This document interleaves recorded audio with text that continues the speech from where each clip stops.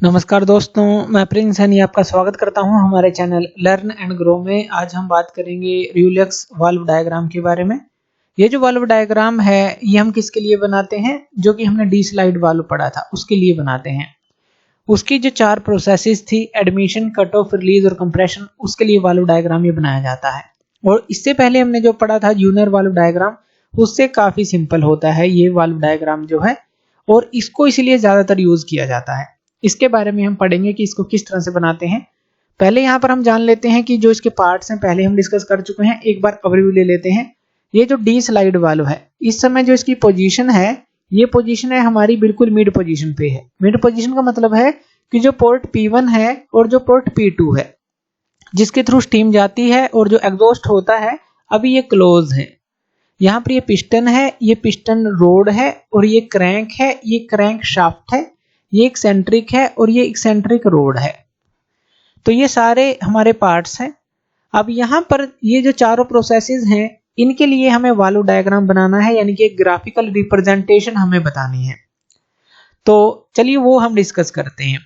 तो सबसे पहले तो हम एक लाइन को ड्रा कर लेते हैं। ये जो लाइन है, ये लाइन है हमारी AB, और ये कितनी हमें लेनी है, एक सुटेबल स्केल के ऊपर ये हमें लेनी है, जो हमारा वाल्व जो ट्रेवल होता है उसके बराबर। जैसे कि अगर हम क्रैंक का ट्रेवल जो है इस सर्कल से दिखाते हैं, वाल्व का ट्रेवल जो है छोटे सर्कल से इससे दिखाते हैं, क्योंकि डी स्लाइड वाल्व से ये एक्सेंट्रिक हमारी कनेक्ट होती है। तो यहाँ पर अगर हम बाहर वाले स्ट्रोक की बात करें तो ये हमारा पिस्टन स्ट्रोक दिखाता है, और जो अंदर वाला है, ये जो हमारा हाफ सर्कल है, ये वाल्व ट्रेवल को दिखाता है। तो हमें ये जो वाल्व ट्रेवल है ये सुटेबल स्केल के ऊपर ले लेना है, और हमने AB ये लाइन बना लेनी है। अब अगर डिफरेंट स्केल पे देखें तो ये पिस्टन स्ट्रोक को भी दिखाता है, क्योंकि ये थोड़ा बड़ा है हमारे पास सर्कल, और स्ट्रोक जो थोड़ा ज्यादा है। लेकिन जो ये है हमारा, अभी हमने ये क्या है, वाल्व ट्रेवल जो है वो यहाँ पर बनाया है एक सुटेबल स्केल के ऊपर। अब AB को ही हमें डायमीटर मानकर एक सर्कल लगा लेना है। इस तरह से हम एक सर्कल लगा लेंगे। अब जो ये AB है, और यहाँ पर अगर हम एक परपेंडिकुलर एक्सिस ले लें और इस एक्सिस को हम यहाँ पर लिख लें कि ये C है और ये D है, तो ये जो ABCD जो है ये हमारा वाल्व ट्रेवल सर्कल होता है। तो इसका भी हम नाम लिख देते हैं, ये वाल्व ट्रेवल सर्कल है, कि जो वाल्व है वो ट्रेवल करेगा। तो वो जो है ये वाल्व ट्रेवल सर्कल दिखा रहा है उस चीज को। अब उसके बाद जो ये CD है ये बिल्कुल AB के परपेंडिकुलर है। तो इस फिगर से हमें ये क्लियर हो जाता है। अब मान लेते हैं कि हमें जो अल्फा एंगल है वो दिया गया है। अल्फा एंगल क्या होता है, एडवांस एंगल। एडवांस एंगल मान लेते हैं हमें क्वेश्चंस में दिया होता है। उस एडवांस एंगल को हम इस परपेंडिकुलर से मापेंगे और इस तरफ चलेंगे। हमारी जो क्रैंक है या फिर एक्सेंट्रिक है वो इस तरह से रोटेट कर रही है, यानी कि बिल्कुल अपोजिट, हमें CD से बिल्कुल अपोजिट चलना है और अल्फा एंगल को माप लेना है और एक लाइन को लगा देना है। ये जो लाइन है, ये जो हमारा एंगल होगा ये अल्फा होगा, और इसको हम लिख लेते हैं, ये E है, इस सेंटर को O नाम दे देते हैं और इसको हम F नाम दे देते हैं। तो जो EOF लाइन है हमारी, ये क्या है, ये अल्फा एंगल पर है, यानी कि एंगल ऑफ एडवांस पर है, जो कि हमें दिया गया है। तो हम इस तरह से इसको ड्रा कर लेंगे। तो ये लाइन हमने बना ली। अब हमें क्या करना है, एक लाइन को ड्रा करना है जो कि बिल्कुल इसके परपेंडिकुलर होगी, इस लाइन के EOF के। यहां तक तो आपके क्लियर हो गया होगा। एक लाइन को ड्रा कर लेंगे, ये है GH। तो हमने क्या किया, इस GH लाइन को बिल्कुल इसके परपेंडिकुलर ले लिया, जो EOF लाइन थी। अब इस GH लाइन पर हम 2 डिस्टेंसेस को काटेंगे। एक तो स्टीम लैप है, जिसको हम S से डिनोट करते हैं, जो कि अप की तरफ होगा, क्योंकि जब स्टार्टिंग में क्रैंक चलेगी वहीं तो हमारी एडमिशन और कट ऑफ होगा, और जो एग्जॉस्ट होगा वो नीचे की तरफ हम डिस्टेंस लेंगे, क्योंकि जब हमारा रिलीज और जो होता है कंप्रेशन वो बाद में होता है। पहली 2 प्रोसेसेस एडमिशन और कट ऑफ, और बाद की 2 प्रोसेसेस रिलीज और कंप्रेशन। तो यहाँ पर हम माप लेते हैं डिस्टेंसेस को, और यहाँ पर हम काट लेते हैं S को और E को, यानी कि स्टीम लैप को और एग्जॉस्ट लैप को हम यहाँ पर काट लेंगे। यानी कि इसके ऊपर हमें काटना है, इस GH से इसके ऊपर, EF के ऊपर। तो यहाँ से जितना भी हमारा ये डिस्टेंस बनेगा, वहां से हम 2 पैरेलल लाइन लगा देंगे, इसी के बिल्कुल पैरेलल। GH के एक तो ये पैरेलल लाइन हो गई और एक ये पैरेलल लाइन हो गई। यानी कि यहाँ पर ये हमने इतना काटा यहाँ पर और एक पैरेलल लाइन इसके लगा दी GH के, और E पे हमने लिया यहाँ से यहाँ तक ये पॉइंट लिया और यहाँ से यहाँ तक ये पॉइंट लिया और पैरेलल लाइन लगा दी इस GH के। यहाँ पर हम इनको नाम दे सकते हैं कि ये C1 आप दे दीजिए, ये C2 दे दीजिए, ये C3 दे दीजिए और ये C4 दे दीजिए। अब यहाँ से जो OC1 है, अगर हम OC1 की बात करें, OC2 की बात करें, OC3 की बात करें, OC4 की बात करें, इन सबको हम मिला देंगे। तो यहाँ से अगर हम डैशेस के अंदर मिला देते हैं कि ये OC1 हो गया, यहाँ से ये OC2 हो गया, आपको सीधी मिलानी है, यहाँ से ये OC3 पे मिला देनी है और यहाँ से ये जो है OC4 की तरफ आ जाएगी, इस तरह से ये मिला देनी है। अब यहाँ पर जो OC1 है वो एडमिशन को दिखाएगी, यानी कि ये OC1 वो क्रैंक की पोजीशन है जब एडमिशन ऑफ स्टीम स्टार्ट हो जाएगा, और OC2 जो है वो कट ऑफ को दिखाएगी कि स्टीम की सप्लाई कट ऑफ हो जाएगी। OC3 रिलीज को दिखाएगी कि यहाँ पर एग्जॉस्ट जो पोर्ट है वो ओपन हो जाएगा और एग्जॉस्ट होना स्टार्ट हो जाएगा, और OC4 दिखाता है कि कंप्रेशन जो है वो होना स्टार्ट हो जाएगा, जो भी बची हुई इसके अंदर स्टीम होगी। तो ये चारों जो है यहाँ से OC1, OC2, OC3 और OC4 ये हमारी पोजीशन ऑफ क्रैंक को दिखाएंगी, डिफरेंट तरह की जो प्रोसेसेस होंगी उनके लिए। अब यहाँ से हम जो है इसका प्रूफ भी निकाल सकते हैं इस डायग्राम के अंदर। तो हमें क्या करना पड़ेगा, एक ये वैसे वाल्व डायग्राम बन चुकी है। अब जैसे कोई भी पोजीशन दी है हमें क्रैंक की, मान लीजिए ये पोजीशन हमें दी गई है, तो हम इसको OC डैश मान लेते हैं कि ये पोजीशन हमें दी गई है। तो हमें करना क्या है, इस C डैश से एक परपेंडिकुलर गिरा लेना है इस GH के ऊपर। तो यहाँ से हमने C डैश से इसके ऊपर एक परपेंडिकुलर गिरा लिया, तो हम इसको लिख लेते हैं J पॉइंट। तो यहाँ पर हमारे पास जो ट्रायंगल बनी है, कौन सी ट्रायंगल बनी है, OC डैश और J। तो यहाँ से यानी कि ट्रायंगल जो है OC डैश और J, यहाँ से अगर हम देखें, अब एक और चीज हम देखते हैं कि जो ये है थीटा एंगल पर हमें दी गई है ये जो क्रैंक की पोजीशन है, और ये अल्फा एंगल है। जैसे कि ये वर्टिकल से इस लाइन तक का एंगल अल्फा है, इसी तरह से इस हॉरिजॉन्टल से इस लाइन तक का एंगल जो है ये भी अल्फा होगा।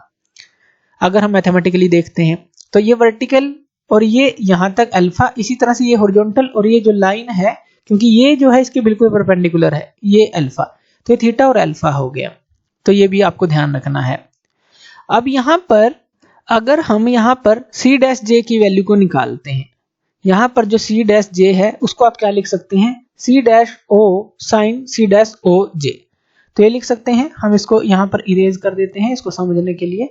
तो C डैश J जो है हम इसको इस तरह से लिख सकते हैं, यहाँ पर यही आएगा। यहाँ पर जो C डैश J है, अगर हम यहाँ पे साइन थीटा निकालें, एक तरह से सिंपल सी बात करें कि साइन थीटा को निकालें, साइन थीटा क्या होता है, परपेंडिकुलर बाय हाइपोटेन्यूज। अब हम इस एंगल की बात कर रहे हैं, इस पूरे एंगल की। अभी पूरे एंगल की बात करें तो थीटा प्लस अल्फा है।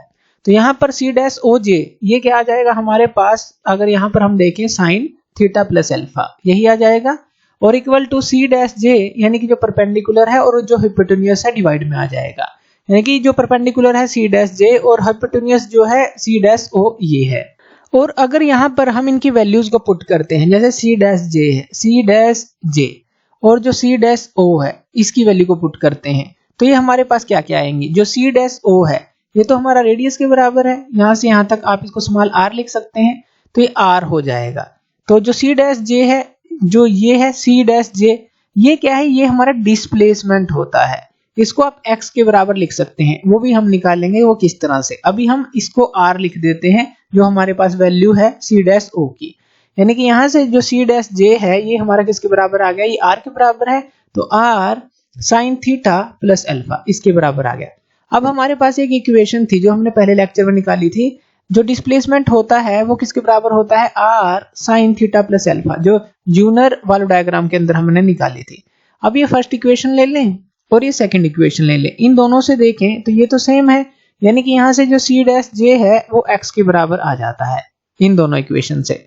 यानी कि जो ये C डैश J है ये हमारा है क्या, ये डिस्प्लेसमेंट है वाल्व का, displacement of valve from mid position. जब वो मिड पोजीशन है पर था तो उसने कितना डिस्प्लेसमेंट लिया, तो x जो है ये हमारा डिस्प्लेसमेंट होता है वाल्व का फ्रॉम द मिड पोजीशन, जो बीच में था जब वो। और जो क्रैंक की पोजीशन है उसके लिए वो हमें क्या दी गई है, OC डैश, उसके लिए हमारा ये डिस्प्लेसमेंट आता है। तो यहां से ये हमें क्लियर हो गया। अब जिस तरह से ये जो हमारा परपेंडिकुलर डिस्टेंस था, यहाँ से हमने एक रैंक पोजीशन से जो थी यहाँ पे परपेंडिकुलर गिराया इस लाइन पे जो GH लाइन है, तो हमें पता चला कि ये तो डिस्प्लेसमेंट के बराबर है वाल्व के।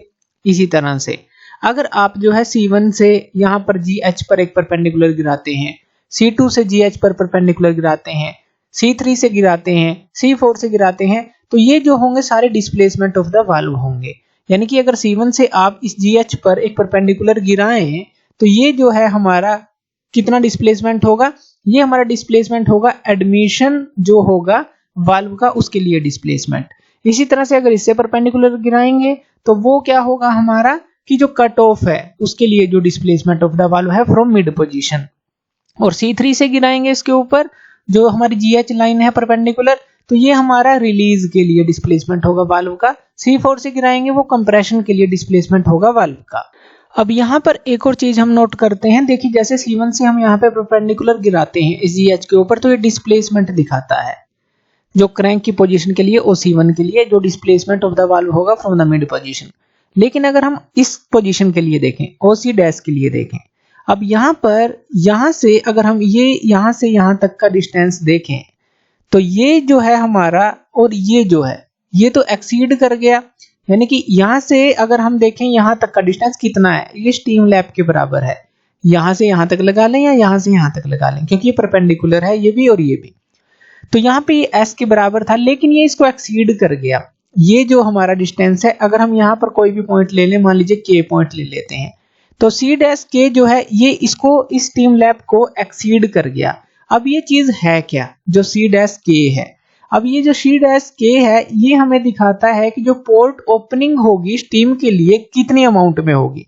तो C डैश K क्या है, port opening of the steam, जो कितनी अमाउंट के लिए कितनी अमाउंट में वो ओपनिंग होगी स्टीम के लिए। तो C डैश K जो है ये हमें दिखाता है यहाँ पर। इसी तरह से कोई आप और पोजीशन पे भी इसको देख सकते हैं। मान लीजिए कि जो हमारा पिस्टन है वो बिल्कुल इनर डेड सेंटर पर है, तो यहाँ पर हम इसकी अगर पॉइंट ले लें और यहाँ से एक परपेंडिकुलर गिराएं, यहाँ से परपेंडिकुलर गिराएं GH के ऊपर, तो डिफरेंट तरह के एग्जांपल ले रहे हैं कि पहले हमने यहाँ से देखा अब यहाँ से देखते हैं। तो यहाँ से अगर यहाँ तक हम देखें ये तो S के बराबर है, स्टीम लैप के बराबर, यानी कि ये डिस्प्लेसमेंट ऑफ द वाल्व दिखाएगा फ्रॉम द मिड पोजीशन। लेकिन जो यहाँ से यहाँ तक अगर मान लीजिए आप इसको P पॉइंट दे दें, जो AP है, या इसको Q दे दें, तो AP जो है यहाँ पर ये एक्सीड करता है, इसको ये एक्सीड कर रहा है, यानी कि इतनी जो है इतनी अमाउंट में वाल्व ओपनिंग मिलेगी इस पोजीशन के लिए कि स्टीम एंटर होना स्टार्ट हो जाएगी, इतनी ओपनिंग मिलेगी।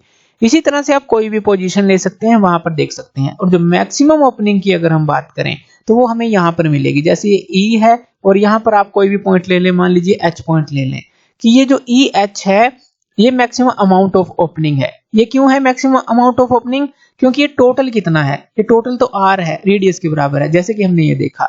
और ये कितना है, ये S है हमारे पास। तो यहाँ पर आप कह सकते हैं कि R माइनस S जो होगी ये मैक्सिमम ओपनिंग होगी जो पोर्ट की होगी स्टीम के लिए, कि इतना ही वो मैक्सिमम ओपन हो सकता है, इतनी अमाउंट में मैक्सिमम ओपन वो हो सकता है।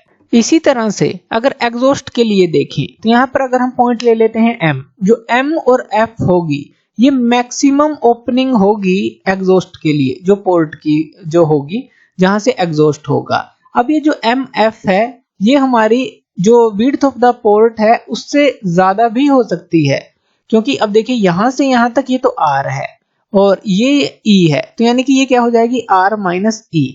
अब विड्थ ऑफ द जो हमारा पोर्ट होगी, यानी कि चौड़ाई कितनी है पोर्ट की, ये उससे ज्यादा भी हो सकती है, यानी कि फुली ओपन आपको मिल सकता है कुछ क्रैंक की पोजीशन के लिए जब एग्जॉस्ट हो रहा होगा, आप ऐसा भी कह सकते हैं। और अगर आप ड्यूरेशन को निकालना चाहते हैं कि कितनी ड्यूरेशन के लिए ये फुली ओपन आपको मिलेगा, तो कोई भी इसके पैरेलल जो C3 C4 है तो इसके पैरेलल आप यहाँ पर लाइन ले सकते हैं।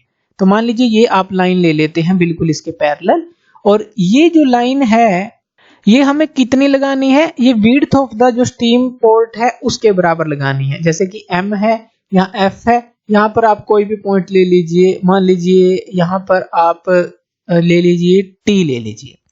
तो M और जो T है ये क्या है, width of the steam port है उसके बराबर आपने इसके बिल्कुल पैरेलल C3 C4 के पैरेलल यहाँ पर लाइन लगा दी।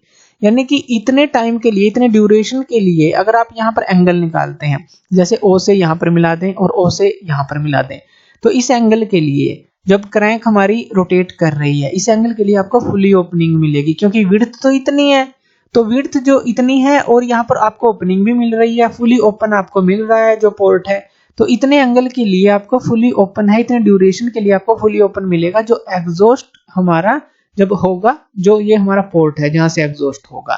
तो इस तरह से आप जो है कोई भी पोजीशन के लिए कोई भी चीज जो है निकाल सकते हैं, अगर आप इस वाल्व डायग्राम को समझ जाते हैं। यहाँ पर आप पॉइंट भी ले लीजिए, जैसे यहाँ पर बी नहीं है, बी तो ये है, और ये डब्ल्यू ले लीजिए, ये डब्ल्यू, और ये जो है एस पॉइंट ले लीजिए। तो यहाँ पर अगर आप देखें, जब हमारी जो क्रैंक की पोजीशन होगी ओ डब्ल्यू से जब वो ओ एस तक आएगी, या इस एंगल की बात करें, आपको फुली ओपन मिलेगा जो कि एग्जॉस्ट पोर्ट है। तो एग्जॉस्ट के लिए वो फुली ओपन रहेगा इस क्रैंक की पोजीशन के लिए जब क्रैंक रोटेट करेगी ओ डब्ल्यू से ओ एस। तो इस तरह से आप इसको समझ सकते हैं, और जूनियर वाल्व डायग्राम से काफी इजी है। अगर आप इसको ध्यान से समझेंगे तो काफी आसान है, और इसका यूज करते हैं ज्यादातर इसीलिए। तो थैंक यू वीडियो देखने के लिए, और इसी तरह की वीडियोस के लिए आप हमारे चैनल लर्न एंड ग्रो पे हमें सब्सक्राइब कर सकते हैं। धन्यवाद।